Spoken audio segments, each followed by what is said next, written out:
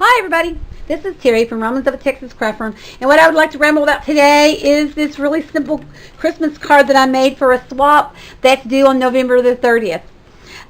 It's a really simple card to do. I needed something that you can make in multiples very quickly, and this card surely fit the bill.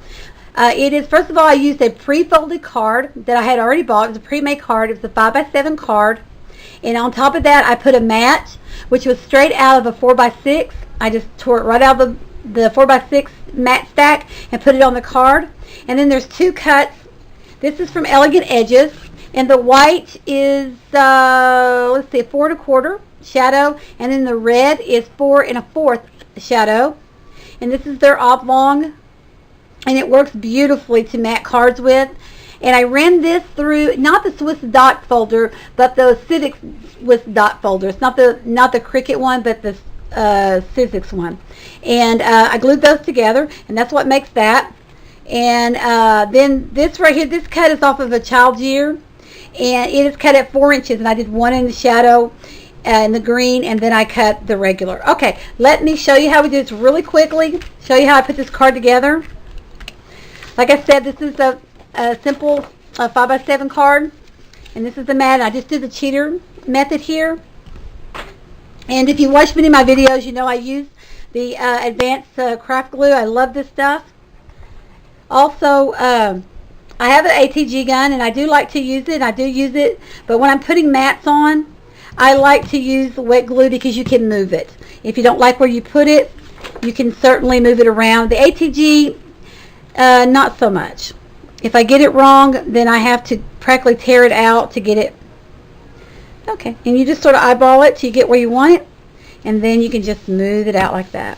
Okay, and then we're going to put we put this together already, and I got some sticky tape on the back, and it's just regular foam tape, and we're going to put that toward the edge here like that. Now we're going to want to put a bow on it, and I have already pre-folded my bowl, so you don't see me doing all of that. And how I'm going to do that is I want this to be sort of pulled together a little bit, so at least it looks like the bow was tied on it. And you can do that with ribbon or string. You can certainly tie that, but you can also do it, you know, really cheater way, which is with just a little bit of this wet glue. And you just rub it in there, and then just pull it together like that. And hold it just for a second. And it'll dry. And it looks like your ribbon has been cinched together there with your bow. And it makes your bow look like it was tied on. Okay, then we're just going to take some, let me get it off there. There it goes. It didn't want to come off. We're just going to use a glue dot. Wow, that glue dot is strong today. And we're just going to put it right on top, just like that. See, it looks like your bow was tied on there. Now, we're going to take this, and I've already put it together. It's just 2 pieces. And I'm going to put a little bit of glue on that also. And you can use any kind of glue you want.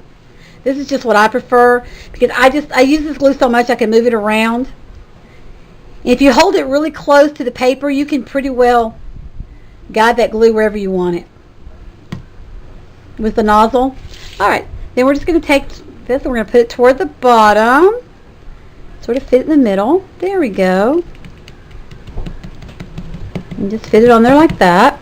This is such a simple card. All right, now what we're going to do is I've got a little bit of some maroon. I already got some sticky tape on the back of this, but I have some maroon ink, and I'm just going to go around this. Here we go. And pull off my sticky tape and fit it toward the bottom. And if you're doing this in a line, you can just do each piece really quickly. Okay, now this right here is, it says Merry Christmas, and this is just a piece of plastic. And I'll show you where I got this.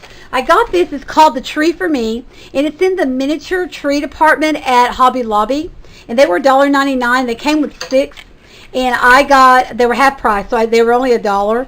Now they did have a little hook on the top, and I just cut that little hook right off. They're real thin plastic, and you can do that. It won't hurt at all.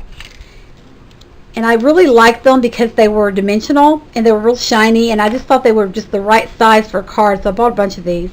And then we're going to put a little bit of glue on the back of that. Move the glue around so it doesn't show so much right there. Don't want the glue in the middle.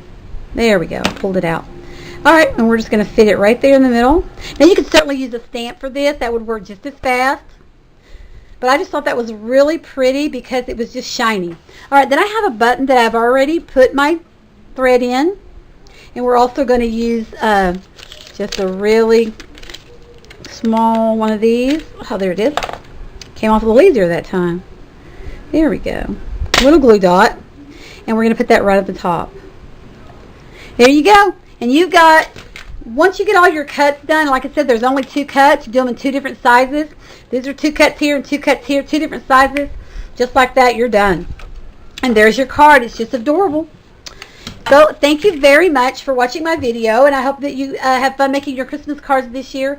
I'm going to make a couple of other things, not all Christmas related between now and Christmas.